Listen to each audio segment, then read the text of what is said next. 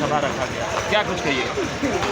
जी, इसमें ये कहना है कि जन स्वराज जो पार्टी है, लोग उससे बहुत तेज़ी से जुड़ रहे हैं। लोगों में उत्साह है। लोग एक सोच की में थे कि कब एक ऐसा उनके सामने विकल्प आए जो उनकी बात करे, उनके बच्चों की बात करे, प्लान पे बात करे। तो हमारी जन स्वराज पार्टी एक ऐसी लोगों के सामने विकल्प लेकर आई है और लोग बहुत तेज़ी से जुड़ रहे हैं। सभा में महिलाओं की संख्या अत्यधिक रह रही है, ये मैं हर एक सभा में देख रहा हूँ। 80% महिलाएं रह रही है, क्या कारण है? क्योंकि इन सारी चीज़ों से ज़्यादा पीड़ित महिलाएं हैं, क्योंकि घर को चलाती हैं महिलाएं। उनके घर से उनके पुत्र, उनके पति जो पलायन कर रहे हैं, तो कहीं ना कहीं वो एक पीड़ा से गुजर रही हैं। इसलिए जब हमारे प्रशांत जी पलायन की बात करते हैं तो वो उनकी सभा में उन लोग बढ़ चढ़कर हिस्सा लेती हैं कि यही एक लीडर है, यही प्रशांत जी हैं जो पलायन की बात करते हैं और पलायन को रोक सकेंगे।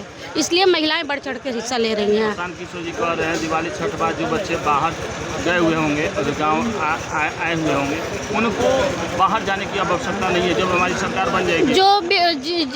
जी बिल्कुल, प्रशांत जी जो बात कह रहे हैं उनके बातों में 100% सच्चाई है और उनकी सत्ता आती है, उनकी सरकार बनती है तो यकीनन बिहार का कोई भी ऐसा युवा बाहर नहीं जाएगा जो कमाने के लिए जाए। उनको यहीं पे रोजी रोजगार का व्यवस्था की जाएगी, जन स्वराज पार्टी करेगी। सभा में जितने लोग जुट रहे हैं, क्या लग रहा है वोट में तब्दील होने वाला है? बिल्कुल 100% होगा। आप जरा सोचिए कि अगर जिन्हें बदलाव की जो सपना लेकर प्रशांत जी आए हैं और लोगों को वो जागरूक किए हैं, तो कहीं ना कहीं लोगों में ये जो है ये वोट में तब्दील होगी और ज़रूर सरकार बनेगी जन स्वराज पार्टी की।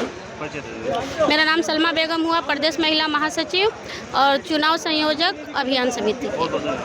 बहुत सर, आज जन स्वराज का एक ऐतिहासिक जनसभा रखा गया था। आज ये धोबाहा बाजार पे जो ये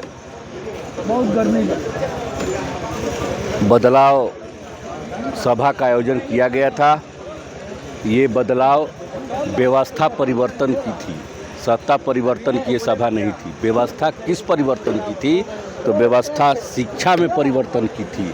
व्यवस्था क्या परिवर्तन करना है? तो व्यवस्था बिहार में भ्रष्टाचार को बदलना है। व्यवस्था क्या परिवर्तन करना है? तो जो ये बेरोजगार दर दर अन्य राज्यों में भटक रहे हैं, इस व्यवस्था के बदलाव के लिए आज सभा हुई। अभी आपराधिक चरण सीमा पर बढ़ गई है, आपराधिक चरण सीमा पर बढ़ गई है, उसको लेकर के क्या कुछ कहिएगा?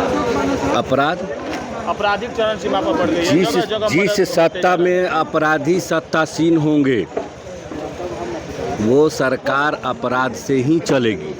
आज जो एनडीए की सरकार है, इसमें आप आंकड़ा उठा ले, लगभग 70% जनप्रतिनिधि और इसके कैबिनेट के मंत्री कहीं ना कहीं आपराधिक गतिविधियों में सम्मिलित है। कोई जमीन माफिया है, तो कोई बाहुबली है, तो कोई धन बल का सत्ता में आसीन है। स्वाभाविक चीज़ है कि बिहार में गुंडा राज स्थापित हो रहा है, हो गया है।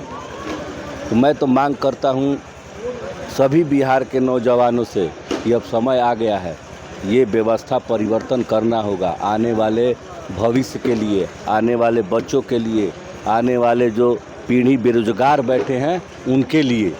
नहीं तो आने वाला समय फिर ये दोष न दे कि कोई बिहार का बच्चा जो जन स्वराज का सूत्रधार है, अपने काबिलियत और अपने बल पर जो पूरे बिहार में सत्ता परिवर्तन करने के लिए दर दर भटक रहा है। उसमें बदलाव हो रहा है। निश्चित रूप से बदलाव होगा। आप देख रहे होंगे महिलाओं का उत्साह, नौजवानों का उत्साह और ये बेरोजगारों का उत्साह। लोग में चर्चा का विषय आ गया, एक नया नैरेटिव आ गया है बिहार में।